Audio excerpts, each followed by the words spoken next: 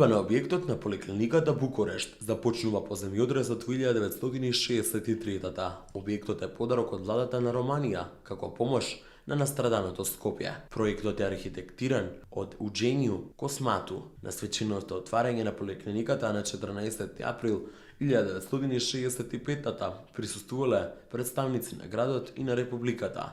Председател на тогашното градско собрание Благоја Попов, Сейфула Кемал, Драголјуб Ставрев, тогашниот романски амбасадор Мелшан Аурел, доктор Јовица Јовановски и многу други. Поликлиниката се наоѓа во непосредна близина на трговскиот центар Лептокарија, помеѓу двете главни сообраќајни артерии, булеварот Партизански одреди и Илинден, во населбата Карпош 3. Објектот е со темел на зелена боја и има 2 ката.